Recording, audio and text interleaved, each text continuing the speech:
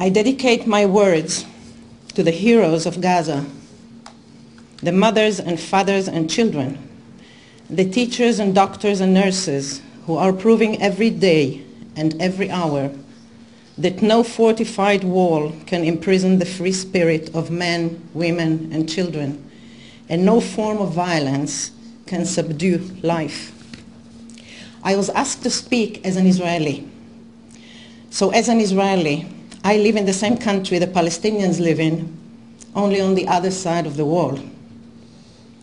My country is a very small country where death has absolute dominion, where death has had dominion for too long. And yet the world, the whole wide world, is impotent against it. In the Jewish democracy of Israel, all human values have been long wiped off by the blood of innocent babes. Racist discourse is legitimate, and racist education is the only one allowed.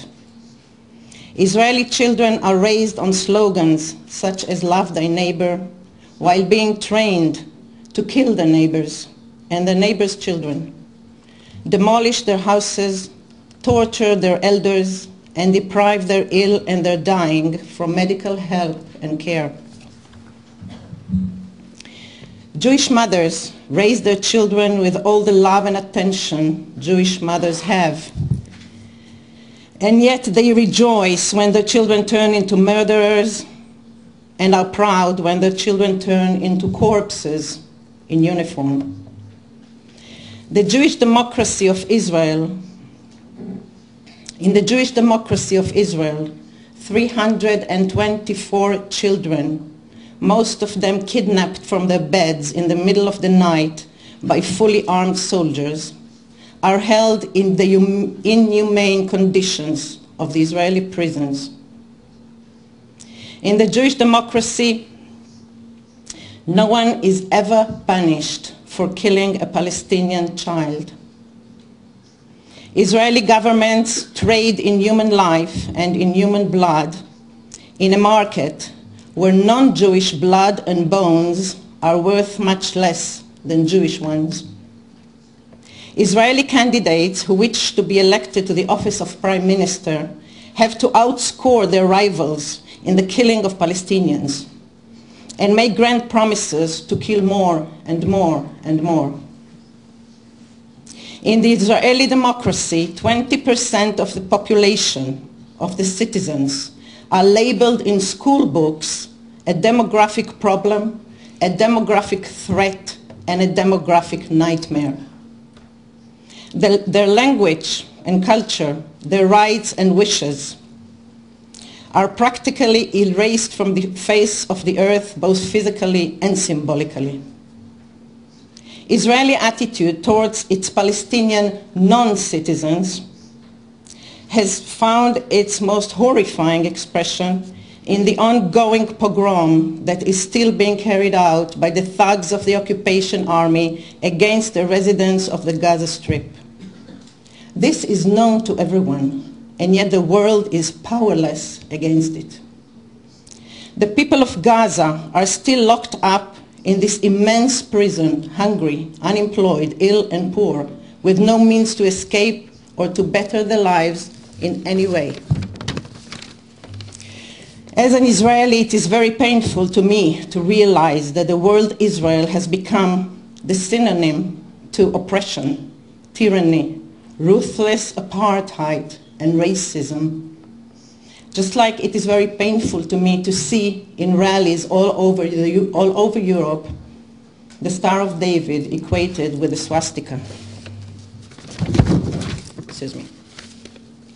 I wish this tribunal will encourage people to arise and go to Gaza, the city of slaughter, or to any other city of oppression in Palestine, to see with their own eyes the ghettos in which these people are incarcerated, get married, have families, educate their children, and lead an impossible day-to-day life. I hope the free people of the world can have the courage to come to my country and defy all blockades and high walls and not give up until all barriers are broken and human dignity is restored. But the siege of Gaza is only one of many sieges imposed today in the world by democratic powers, as well as by non-democratic ones. All these sieges are meant for one purpose: to silence the voice of freedom and justice. My co-laureate of the Sakharov Prize, Professor Izzat Ghazawi, a man of peace in spite of the inhuman blows he suffered, who died of humiliation less than 2 years after receiving his prestigious award, wrote to me just before his heart surrendered that he believed Israeli soldiers who came to his house every night to break furniture and frighten the children wanted in fact to silence his voice. I have vowed then, as I believe we should all vow today, to do everything within our power so that his and other such brave voices will not be silenced. When Jewish poet Bialik wrote after the pogrom against the Jews in Kishinev about 105 years ago, "Satan has not yet created vengeance for the blood of a small child," it did not occur to him that the child might be a Palestinian child from the Holy Land and his slaughterers, Jewish soldiers.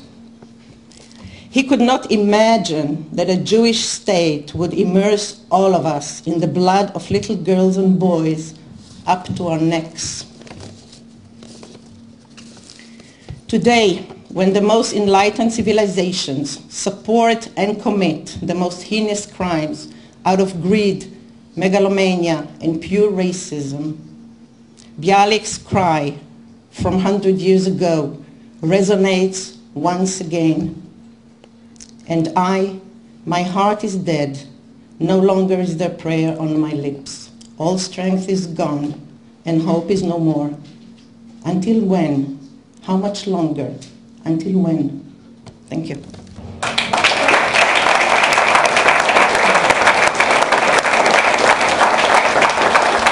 Every such action is beneficial. If, I don't know, 100 people or 1,000 people will become engaged and will become involved and will become conscientious, that's enough.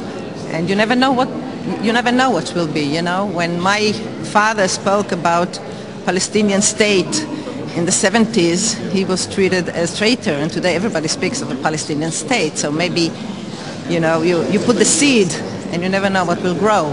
But of course it's a good thing. It's a good thing that people come together and fight for justice.